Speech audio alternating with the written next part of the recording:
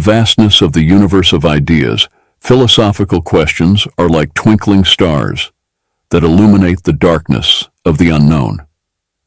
Amidst this intellectual spectacle, C.S. Lewis's 37 phrases emerge as constellations of insight and inquiry, inviting us to explore the deepest mysteries of human existence. These brief yet impactful words serve as portals to a journey of reflection and discovery. What do these phrases reveal about the nature of truth, morality, and life itself? How do they challenge us to rethink our own conceptions and delve into the depths of human thought? In this analysis, we will unravel the power of these C.S. Lewis phrases and explore the universal truths they reveal. 1. Everything changes, nothing ever stays the same.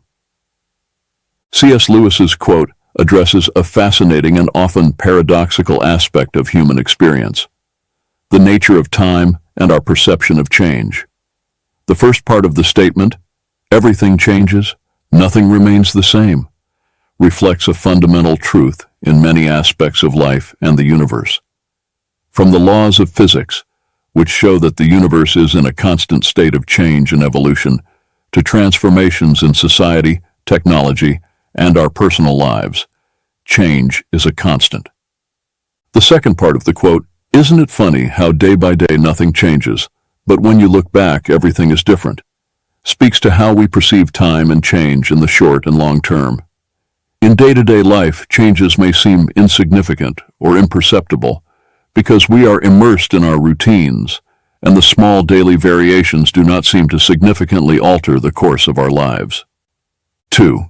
There are far, far better things ahead than the ones you leave behind.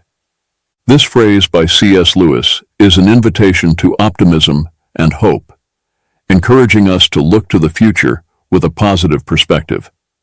The central idea is that, regardless of the losses or challenges we face, the future holds possibilities and joys that surpass what has been left behind. This thought can be particularly comforting in times of transition or loss, reminding us that closing one chapter in our lives makes room for the beginning of another, potentially more rewarding and enriching one. Lewis, with this statement, also touches on the transitory nature of life and the importance of not clinging excessively to the past or material things. Excessive attachment to what has been can prevent us from fully embracing new opportunities and experiences. The idea that the best is yet to come serves as a reminder to keep our minds and hearts open to the infinite possibilities the future holds. 3. Nothing in life ours to keep. This idea can be interpreted in various ways. In a material sense, it suggests that generosity and the act of sharing with others can enrich our own life experience, providing a sense of satisfaction and purpose that simple accumulation of material goods cannot offer. On a deeper level, it can be argued that only through generosity and altruism can we truly experience the richness of life, as it is in giving that we receive. Furthermore, Lewis may be touching on a broader spiritual or philosophical truth, where true freedom and fulfillment come from transcending selfishness and excessive attachment to worldly things. By opening ourselves to others and connecting to something greater than ourselves, we can find a sense of possession and belonging that is deeper and more enduring. 4. Give up yourself, and you will find your real self. This concept, often explored in spiritual and philosophical contexts, suggests that the true essence of who we are can only be found when we abandon the ego, superficial desires, and pretensions. Lewis is encouraging us to look beyond the layers of identity constructed by society, expectations, and our own ego. By giving up yourself, he refers to the act of setting aside these superficial layers to discover the true self that resides on a deeper level. This implies a process of detachment from material desires, selfish ambitions, and the relentless pursuit of external approval in order to connect with more authentic and enduring values. 5. Don't doubt your value. Don't run from who you are. Lewis suggests that our existence and essence have immense value simply because we are divine creations, regardless of how we compare ourselves to others or the ideals we may hold. This perspective invites us to recognize and value our own uniqueness and the unique contribution we can offer to the world. Furthermore, by stating, "Don't run from who you are," Lewis is encouraging us to confront and embrace our true nature, with all its imperfections and beauties. He suggests that authenticity and self-acceptance are essential for living a full and meaningful life. This acceptance is not just about recognizing our qualities, but also embracing our flaws and limitations, understanding that they are part of what makes us unique. 6. If you find in yourself desires which nothing in this world can satisfy, the only logical explanation is that you were made for another world. Lewis addresses the sensation, often experienced by many, that there is a kind of emptiness or longing within us that worldly joys and satisfactions cannot completely fill. This perception can lead to the conclusion that such insatiable desires point to a reality or existence beyond what is known and experienced in this physical world. The idea that we were made for another world suggests that human existence has a purpose and a meaning that extend beyond everyday life and earthly experiences. This view is rooted in many spiritual and religious traditions, which see life on earth as a journey or preparation for a higher or spiritual reality. 7. You don't have a soul. You are a soul. You have a body. Lewis is challenging the common perception that often prioritizes the physical and material, redefining human identity in a way that places the soul, or the spiritual essence, at the center. By stating that you are a soul, Lewis highlights the primacy and eternal importance of the soul compared to the physical body, which is temporary and transient. This view echoes many religious and philosophical traditions that see the body as a temporary vessel for the soul, which is the true essence of being. The idea that each of you will still be alive after the dissolution of the physical universe speaks to the belief in the continuity of the soul's existence beyond physical death. Lewis suggests that the true essence of who we are transcends the limitations of time and physical space, pointing to a spiritual reality that is eternal and unchanging. 8. Don't shine so others can see you. Shine so that, through you, others can see God. This idea is deeply rooted in the Christian notion of testimony, where an individual's life is seen as a mirror or a beacon that reflects God's light to the world. Instead of seeking personal glory, Lewis suggests that we should aspire to live in such a way that our actions, words, and even our presence allow others to glimpse divinity, goodness, and truth that transcend our individual existence. This perspective shifts the focus from the self to the other, and ultimately to the divine, promoting a way of living that is marked by generosity, service, and authenticity. By shining not for our own enhancement, but to illuminate the path to God, we are called to an existence that values humility and altruism, recognizing that our greatest contribution may be to facilitate others in finding their own connection to the sacred. 9. Hardships often prepare ordinary people for an extraordinary destiny. Lewis suggests that challenges and adversities are not mere meaningless obstacles, but rather instruments of growth and preparation. Difficulties have the potential to transform us, shaping our character and refining our virtues in ways that prosperity and ease simply cannot. This process of growth through adversity is often what prepares us to take on larger roles and responsibilities, leading us to destinies that far surpass our initial circumstances. By mentioning that God allows these experiences of low points, Lewis is touching on the notion that there is a divine order and purpose behind life's events, even those that seem negative at first glance. The lessons learned through adversity are seen as essential to our spiritual and personal development, teaching us perseverance, compassion, humility, and dependence on a force greater than ourselves. The idea that God does not make anyone wait unless it is good for him to wait reflects a view that God's timing is perfect, even if we do not immediately understand it. Patience and waiting are seen not as emptiness or meaningless inactivity, but as an opportunity for internal growth and preparation for what is to come. Thus, Lewis encourages us to face difficulties and periods of waiting, not as abandonments, but as integral parts of a larger plan that leads us to an extraordinary destiny. 10. Experience is the most brutal of teachers. By referring to experience as the most brutal of teachers, Lewis is underscoring the often harsh and unforgiving nature of real life as a vehicle for learning. Unlike theoretical or academic learning, experience educates us through successes, and more often through failures, losses, and challenges. These moments can be painful and difficult to endure, but they are also incredibly potent in forging character, resilience, and wisdom. The second part of the phrase, "But you learn, my God, do you learn," emphasizes the effectiveness of this type of learning. Despite its brutality, or perhaps because of it, the lessons learned through experience tend to be deeply internalized. The direct experience of consequences, whether positive or negative, engraves knowledge in a way that passive instruction rarely achieves. 11. Repeated failures are fingerposts on the road to achievement. In describing failures as fingerposts, Lewis suggests that each failure serves as a lesson and a guide, pointing towards adjustments and changes necessary in our approaches, strategies, or even in our understanding. These posts illuminate the way, offering critical insights that help us navigate the path towards our goals.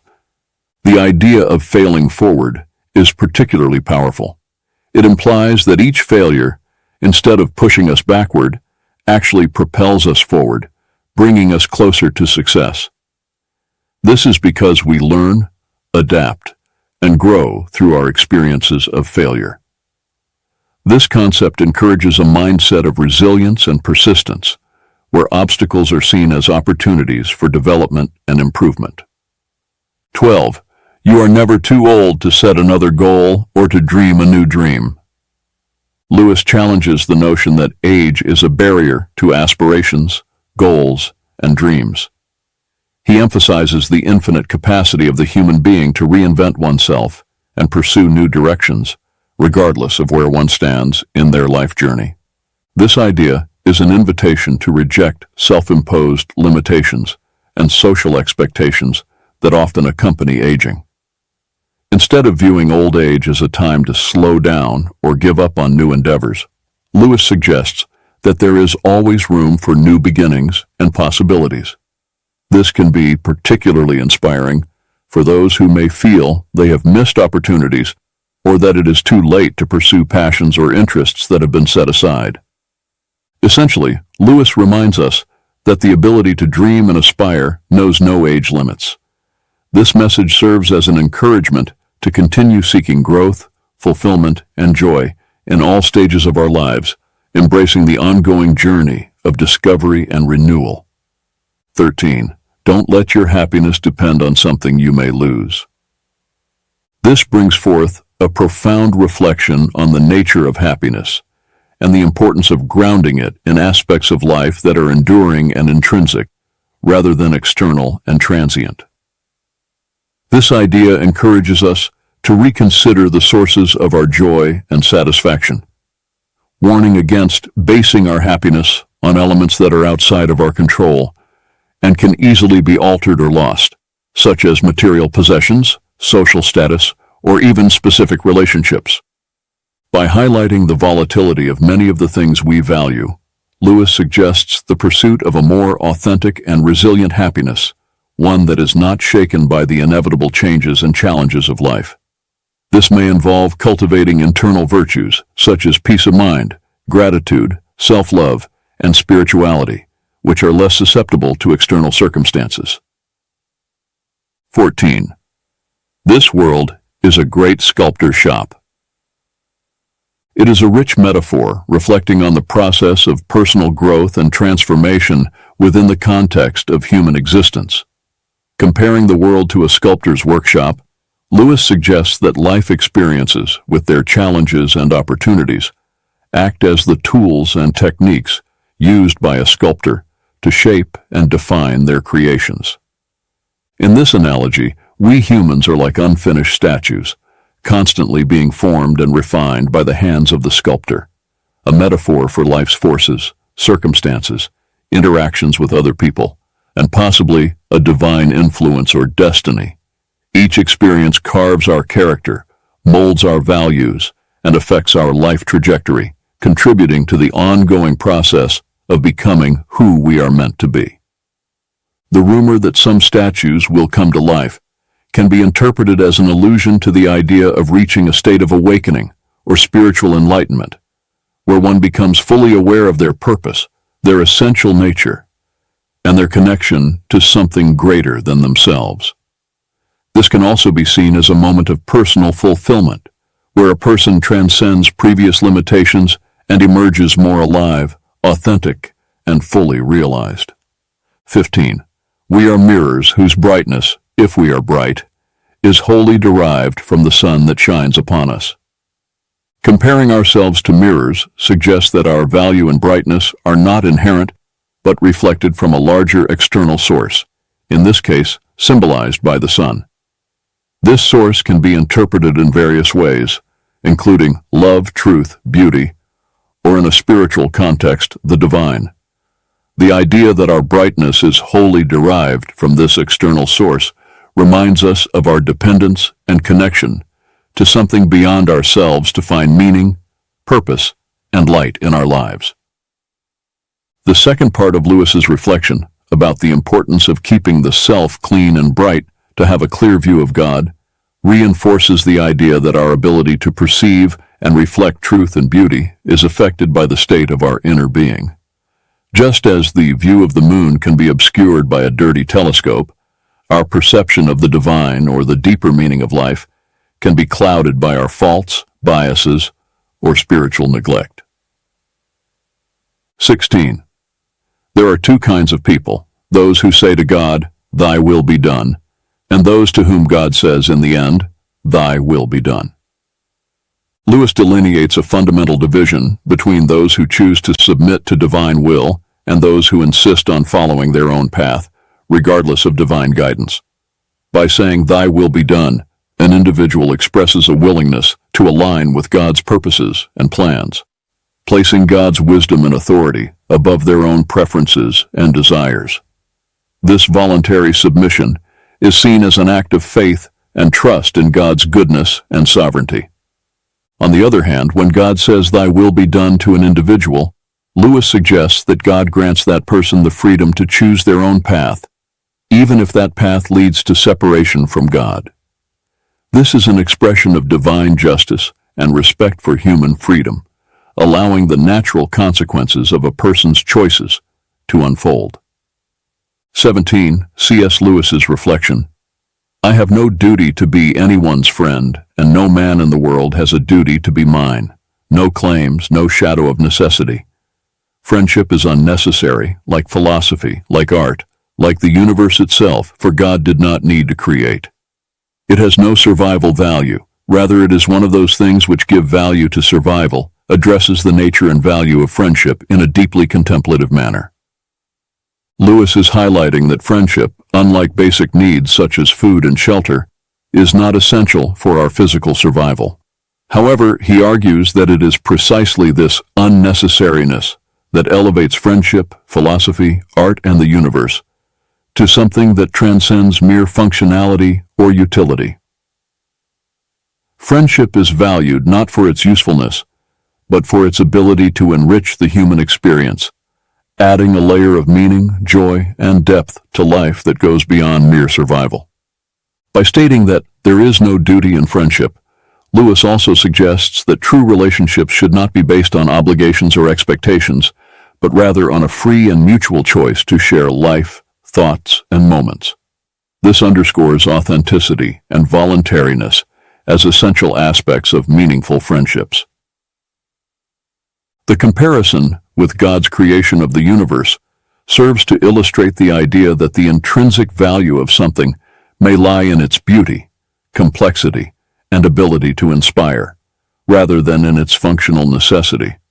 Thus, Lewis leads us to appreciate friendship and, by extension, art, philosophy, and the universe as gifts that enrich our existence, making life not only bearable, but deeply valuable.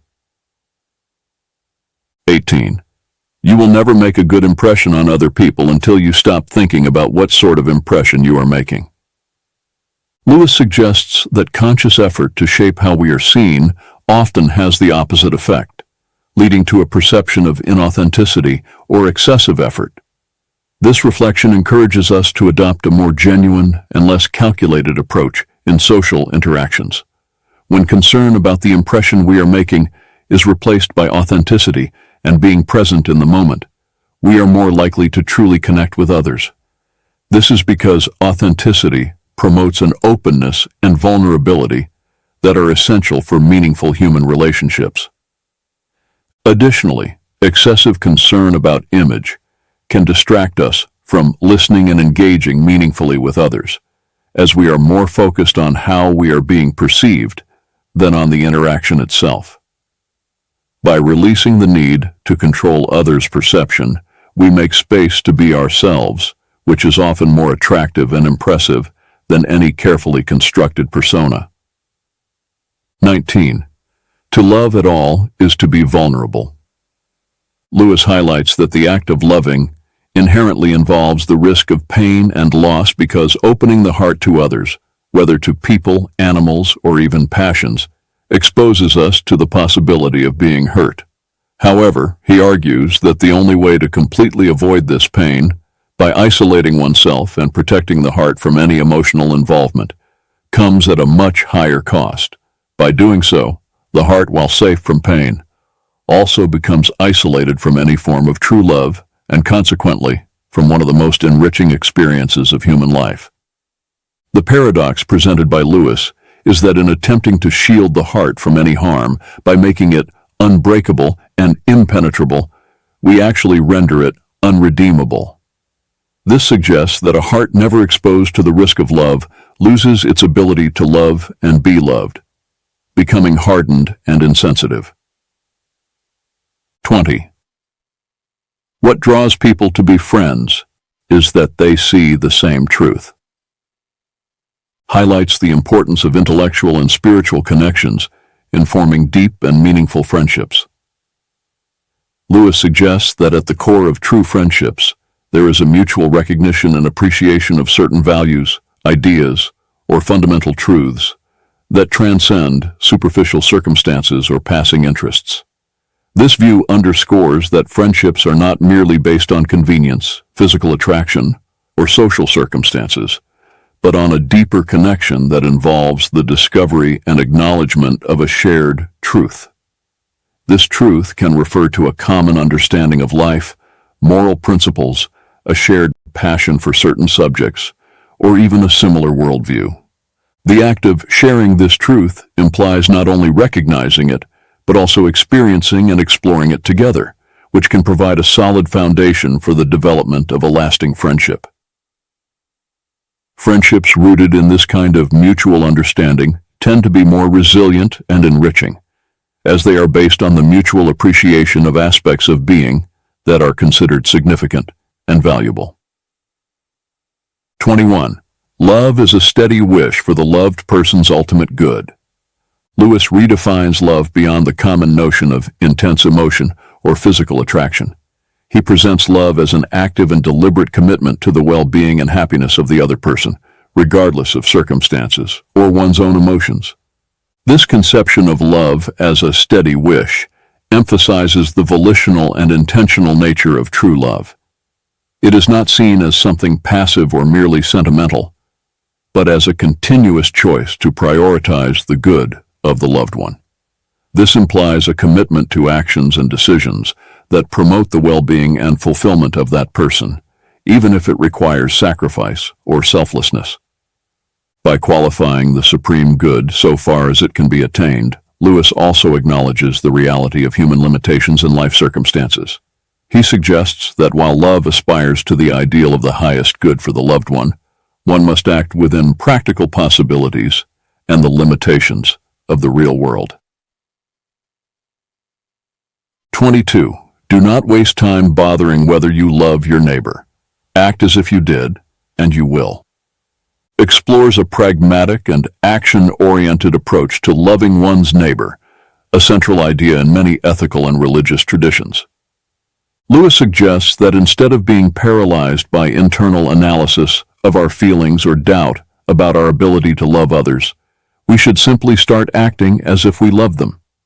This principle reflects the idea that love can be both an action and a feeling, and that by choosing to act lovingly, regardless of our momentary feelings, we can cultivate genuine feelings of love over time. 23. No man knows how bad he is till he has tried very hard to be good. Addresses the complexity of human nature and the discovery of personal character through the effort to live according to high ethical or moral standards.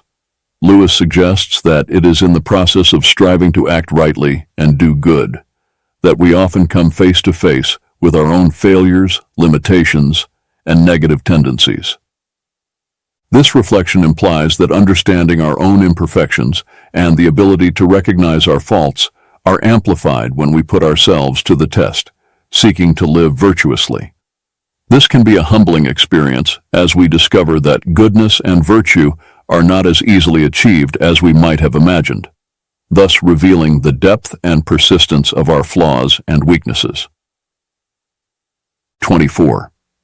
In God there is no hunger that needs to be filled, only plenteousness that desires to give, reflects a profound theological view on the nature of God and the relationship between the divine and humanity. Lewis suggests that God, being a being of fullness and perfection, has no needs or lacks. Instead, he is an infinite source of generosity and giving. This idea contrasts the conception of God with human nature, which is often driven by needs, desires, and a constant search for satisfaction. Instead, God is portrayed as someone whose essence is fullness, needing nothing from us to complete or improve his being. Therefore, God's desire to relate to humanity and provide for his creations is not motivated by a lack or need, but by an expansive and generous love that seeks to share his own fullness. 25. If a person thinks she is not conceited, she is very conceited indeed. Addresses the paradoxical nature of self-perception, especially regarding pride and vanity. Lewis suggests that excessive self-assurance in one's humility can ironically be a sign of deep pride. The act of considering oneself free from vanity can be in itself a manifestation of vanity, as it implies satisfaction with one's supposed moral superiority or self-control. This observation points to the complexity of human nature and the difficulty of achieving true humility, which is not based on denial of one's own faults, but on sincere recognition of them. True humility involves honest self-assessment and a willingness to accept that, as human beings, we are all fallible and susceptible to error and pride. 26. Pride is spiritual cancer. C.S. Lewis's view of pride as a spiritual cancer highlights the destructive nature of this vice in a person's spiritual and relational life. By describing pride in this way, Lewis suggests that it corrupts and consumes the ability to love, find satisfaction, and even exercise good judgment. Pride is presented not just as a minor character flaw, but as a corrosive force that can destroy the most fundamental aspects of human and spiritual well-being. The second quote expands on this idea, explaining how pride obstructs knowledge of God. Lewis illustrates this with the image of a proud person who is always looking down, both literally and metaphorically, judging others and circumstances from a position of supposed superiority. This posture of looking down symbolizes a self-imposed barrier that blocks sight and openness to higher realities, including the spiritual. Therefore, as long as one is stuck in this attitude of pride, they will be unable to perceive or connect with God, who is above in the spiritual sense. Both quotes emphasize the idea that pride not only negatively affects interpersonal relationships and self-image, but also constitutes a significant obstacle to spiritual growth and perception of realities beyond the self. Lewis invites us to recognize pride as a serious impediment to love, genuine happiness, and wisdom, encouraging a constant pursuit of humility as a path to spiritual health and true knowledge. 27. Only the pure in heart want to see God. This quote distills a profound truth about the nature of spiritual longing and the necessary condition for genuine seeking of God. Lewis suggests that purity of heart is not only a quality that makes someone fit to encounter God, but also the very characteristic that awakens the desire to seek Him. Purity of heart can be understood as a cleansing of intentions, an absence of falsehood or duplicity, and a sincerity in the pursuit of truth and good. This purity involves an orientation of the being toward what is genuine and good, free from the distortions of selfishness, pride, and disordered passions that can obscure spiritual vision and deflect the quest for truth. By stating that only the pure in heart desire to see God, Lewis is highlighting the idea that the desire to know and draw near to the divine requires a certain inner disposition characterized by purity and sincerity. This implies that the spiritual journey toward God begins with an inner work of purification and alignment of the desires of the heart with spiritual values. 28. Human history is the long, terrible story of man trying to find something other than God which will make him happy. C.S. Lewis's statements about human pursuit of happiness outside of God reflect a deep critique of the nature of human aspirations and endeavors throughout history. Lewis suggests that the relentless quest for satisfaction in earthly things, whether wealth, power, pleasure, or status, is futile, as true happiness and peace cannot be found apart from God. God cannot give us a happiness and peace apart from Himself, because it is not there. This assertion highlights the view that any attempt to find lasting contentment outside of a relationship with the divine is doomed to failure, as the true source of peace and joy resides in God. To what will you look for help if you will not look to that which is stronger than yourself? This rhetorical question invites reflection on the need to seek support and guidance in a force greater than our own limited human capacity, suggesting that reliance on purely human resources or solutions is insufficient to address life's fundamental challenges. All that we call human history, money, poverty, ambition, war, prostitution, classes, empires, slavery, is the long, terrible story of man trying to find something other than God which will make him happy.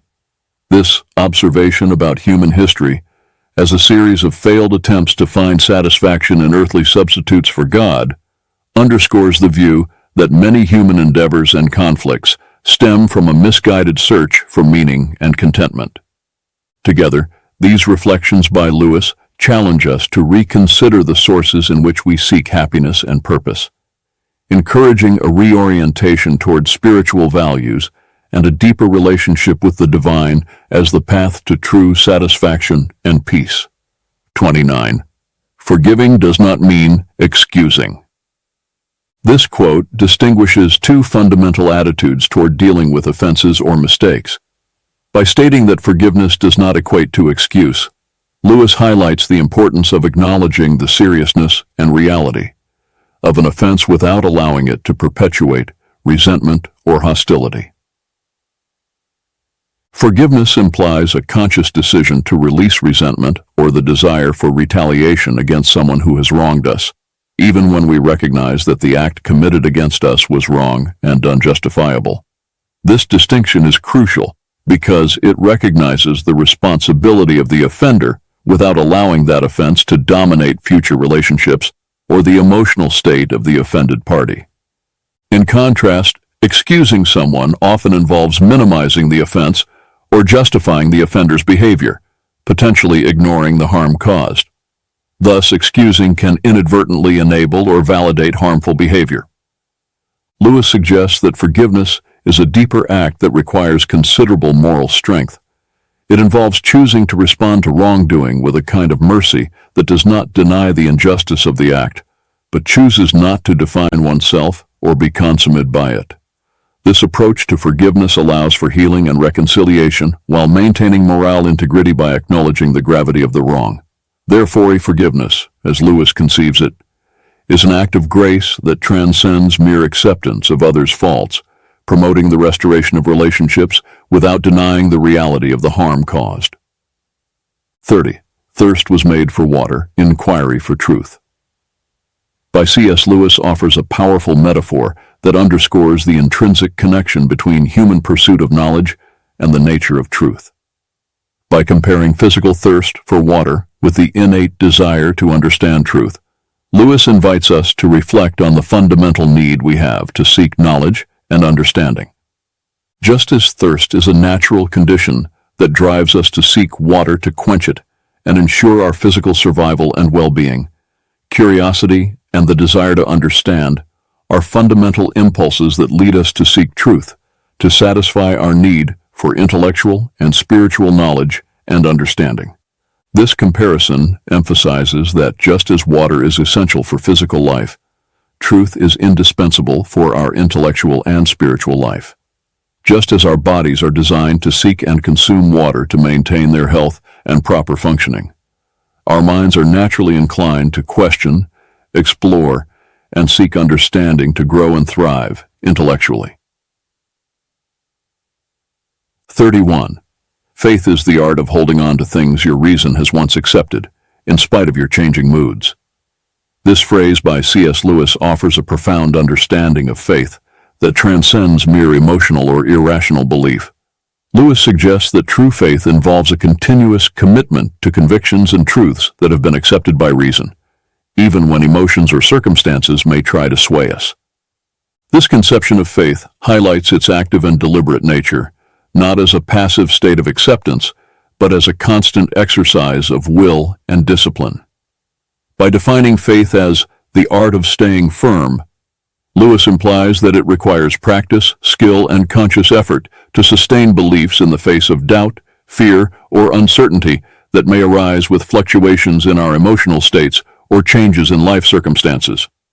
By emphasizing that faith is based on things reason once accepted, Lewis is also rejecting the notion that faith and reason are mutually exclusive.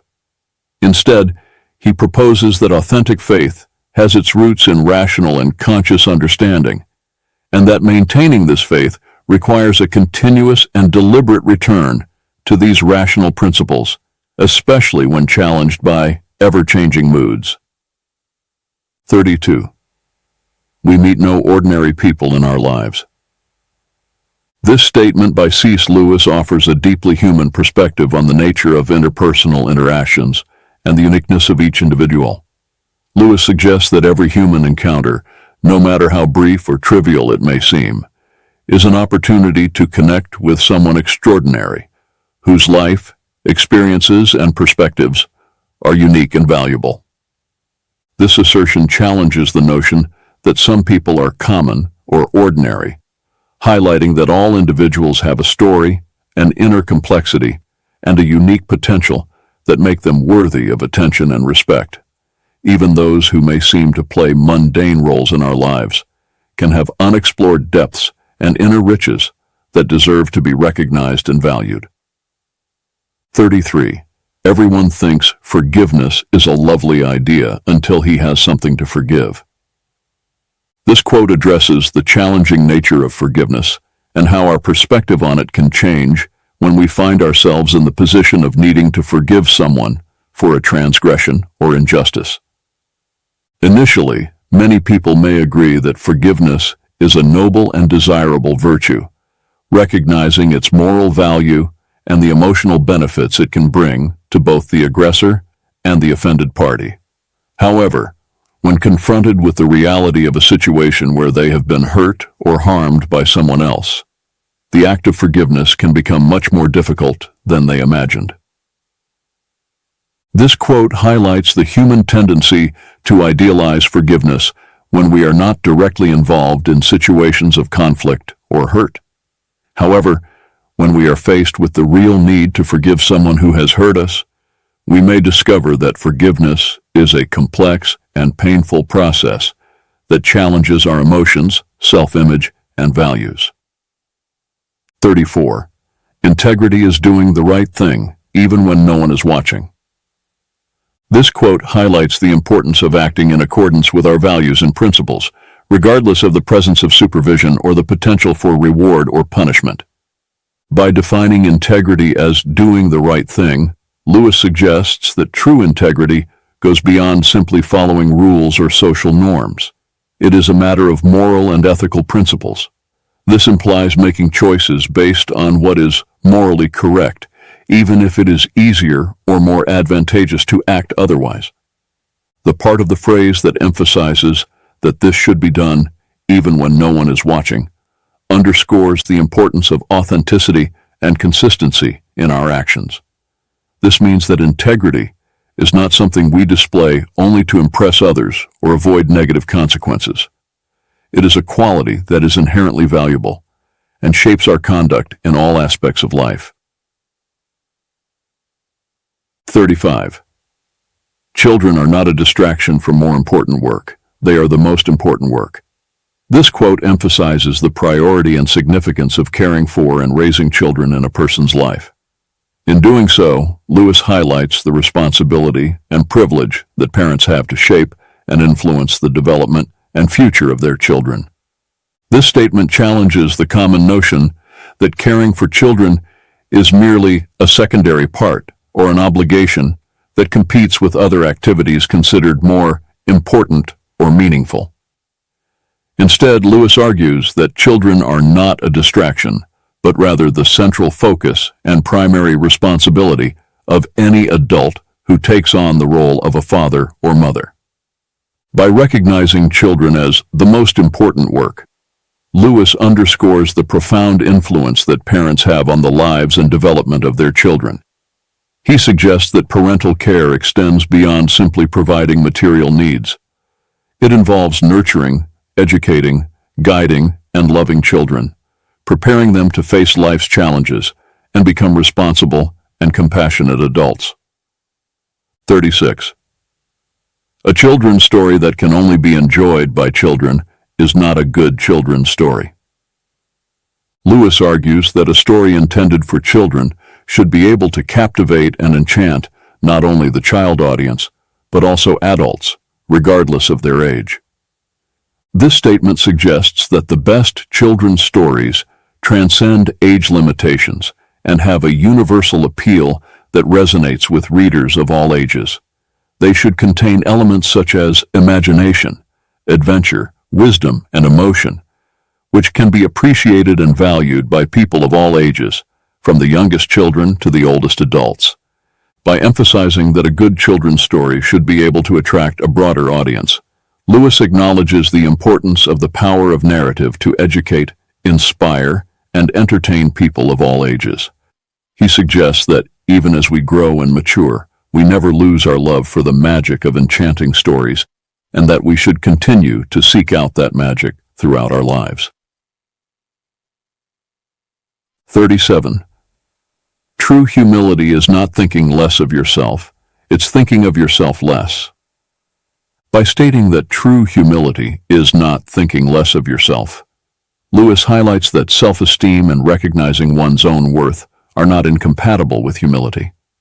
On the contrary, genuine humility involves a balanced view of oneself, free from arrogance or pride, but also free from self-deprecation or underestimation. The second part of the phrase, "it's thinking of yourself less," points to the essence of true humility. It suggests that genuine humility is characterized by a shift of focus from the ego and one's own needs to the needs and interests of others.